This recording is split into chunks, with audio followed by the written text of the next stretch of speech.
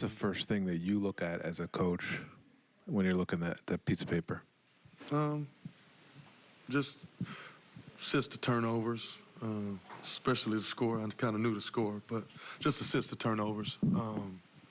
If we shared the basketball, did we take care of the basketball? And we didn't do either one of those tonight to try to get a win. So 19 assists and 20 turnovers is too many. It was sort of an anomaly, too, where the turnovers seemed even, but the points off turnovers were really in their favor. What did you attribute to that to? Live turnovers. They was aggressive. They got in the passing lane. All the things we wanted to do, they did to us. So kudos to them playing hard and getting us uncomfortable. And we just got to have a little bit more poise and take care of the basketball. And, without CT and, a couple other our players, we got to be really, really efficient on the offensive end and not turn the ball over and get shots and not have empty possessions. So I thought we just had too many empty possessions tonight. And speaking of Cam Thomas, was that a tough adjustment for the guys that since they're so used to him carrying such a big load and scoring? It's an opportunity for those guys to step up that don't get the opportunity. But, of course, when you lose, one of your top scorers, it's definitely an adjustment. But it's no time to be making excuses. These guys work hard. They're professionals. And when somebody goes down, we expect somebody else to step up. When you look at the assisted turnovers, I mean, the worst two this year, the only ones that haven't been, in the positive for you guys have been Toronto and this. Mm-hmm. In your mind, is a lot of that guys just trying to get used to the way you want to play offense and maybe getting used to verbiage and different sets, or is there something else going on there?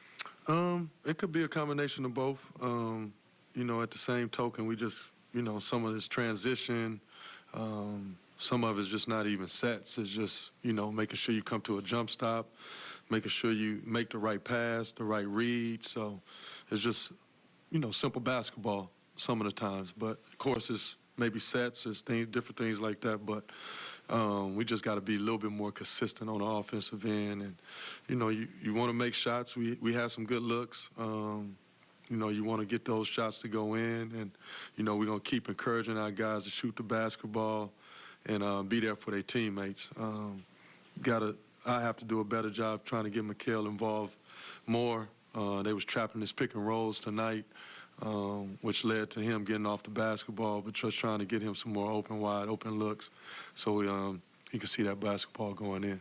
Yeah, I was going to ask about him. I mean, if we discount the Milwaukee game where he only played like 12 minutes, I mean, his season low was 9.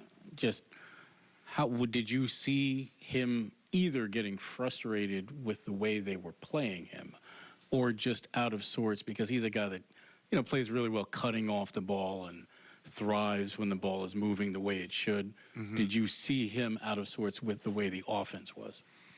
I just seen him not getting in a rhythm, and, they was blitzing the pick and rolls, and, he didn't want to go off the pick and rolls. I thought he was just trying to make the right play, and when he got an opportunity to get some looks, he just didn't knock them down. But, he has some good looks, and hopefully we can get those looks tomorrow when we get back home from Atlanta on Thursday, and then go from there. But, they was blitzing him on the pick and roll, so I think he had to just get off of it. But when he did get some looks, I know he'll be able to knock those down and not go 0 for 7.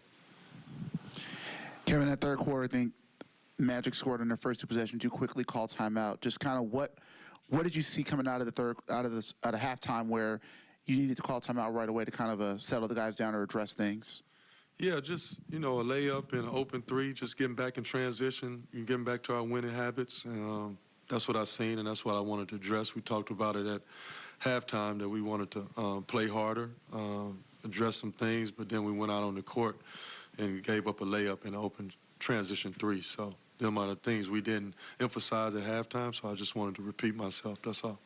And then with this road trip, I guess, just given how 3 of these games went, do you kind of see it as maybe, I don't know if it's the learning curve is the word, but just a rough adjustment learning for these guys and you all just trying to get used to each other, but also now coming back home, do you feel like this was kind of a way for you guys to kind of build off of this, I guess, just how rough this went? You always want to learn from any struggles, and, we struggled in in two of the games. I think the Minnesota game we was into the game to the last 5 minutes. So, you know, two games we struggled. Can't make excuse for back-to-back or off the All-Star break. You just got to go out there and play to our best of our abilities. That's coaching staff, that's players. We all included in this. So, you know, just getting back to, you know, our roots and playing hard and executing with energy and effort. And that's what we have to do on a consistent basis and make sure we double down on the details of the game. It can't be 20 turnovers and 19 assists. It has to be ball movement. It has to be taking care of the ball. We have to make sure we protect the rim. They was getting to our rim at will in the first half, and then that allows us not to get out in transition. So just taking care of those things, playing better defense, you know, and hopefully that ball goes in. We can, you know, get some more sets, get some more transition points, and see that ball going in and be good.